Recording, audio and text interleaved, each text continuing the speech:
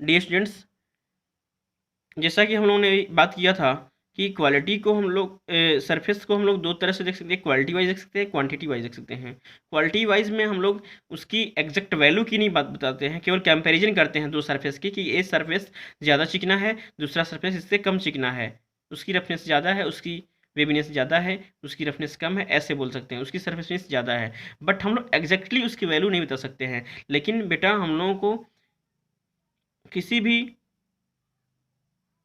Operation को perform करने के लिए एग्जैक्ट न्यूमेरिकल वैल्यू की ज़रूरत पड़ती है, ताकि हमको पता चल सके कि किसी भी सरफेस की जो रेफरेंस की डिग्री है वो किस ऑर्डर का है, तभी हमको क्वालिटी मिल पाएगी सरफेस की। ठीक है, तो कुछ मेथड दिए गए हैं जिनसे हम लोग सरफेस की सरफेस फिनिश की या सरफेस रफनेस की वैल्यू निकालते हैं। तो पहला जो मेथड है उसको बोलते हैं 10 पॉइंट हाइट एवरेज वैल्यू। इसको हम लोग आरजेड से क्या करते हैं, डिफाइन करते हैं, निरूपित करते हैं, आरजेड मेथड बोलते हैं। It is referred as peak to valley height. ठीक है, अब इसको हम लोग एक डेटम लाइन मानते हैं। डेटम लाइन से हम लोग देखते हैं कि कितना अप एंड डाउन है, इसको वैली बोलते हैं, इसको पीक बोलते हैं, इसको वैली बोलते हैं।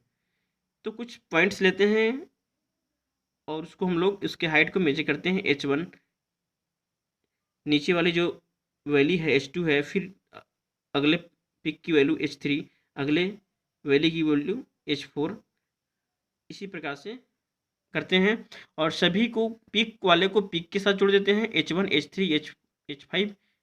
ठीक है, और वैली वाले को वैली के साथ जोड़ते हैं, h2 h4 h6 h8, such that. ठीक है, अब हुआ कि कितना, 1 2 3 4 5 5 कंप्लीट साइकिल हुआ। ठीक है, इसलिए 5 से डिवाइड कर देंगे तो h1 प्लस h2 एक साथ जोड़ देंगे, और ये जो वैल्यू है नीचे आ रहा है, डाउन आ रहा है, इसको हम लोग क्या कर देंगे, घटा देंगे सभी को जोड़ करके, बाई 5 कर देंगे, इंटू 1000 अपॉन वर्टिकल मैग्नीफिकेशन, ये मशीन की प्रॉपर्टी होगी, इंटू ये माइक्रोमीटर में हो जाएगा। ठीक है, दूसरा क्या है, root mean square method. Root mean square method में हम लोग क्या करते हैं कि इस साइकिल में अलग अलग पॉइंट पे हम लोग क्या करते हैं, हाइट निकाल लेते हैं। जिससे इसको कुछ पार्ट में डिवाइड कर दिए, पॉइंट 1 पर इसकी हाइट क्या है h1, पॉइंट 2 पर h2, पॉइंट 3 पर h3, 4 पर h4, 5 पर h5। ठीक है, और सभी हाइट्स की अलग अलग हम लोग क्या करेंगे, स्क्वायर्स निकाल लेंगे, स्क्वायर करेंगे। स्क्वायर करके हम लोग क्या करेंगे, जोड़ देंगे।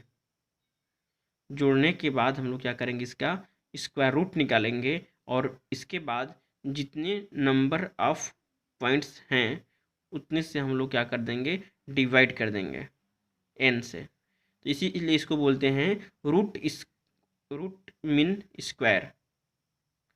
पहले स्क्वायर करेंगे, मीन निकालेंगे और फिर रूट निकालेंगे। ठीक है, it was a popular choice for quantifying surface roughness. However, it has been superseded by central line average value method. It is square root of mean of squares of the ordinates of the surface measured from a midline. अगला है centre line average value method. It is more popular method in mostly 4 country, USA, Canada, Switzerland and Netherland. ठीक है, इसकी value जो इसको हम लोग जो निरूपित करते हैं, इसको जब दर्शाते हैं वो RA से दर्शाते हैं। इसमें हम लोग अब पॉइंट्स की नहीं बात करते हैं, अलग अलग रीजन है उसका एरिया की बात करते हैं। A1 एरिया, एक complete A2, 3, A3, A4, A5, और सभी एरिया को हम लोग क्या करते हैं, सम कर लेते हैं, A1 plus A2 plus A3 dot dot AN। और जितने रीजन में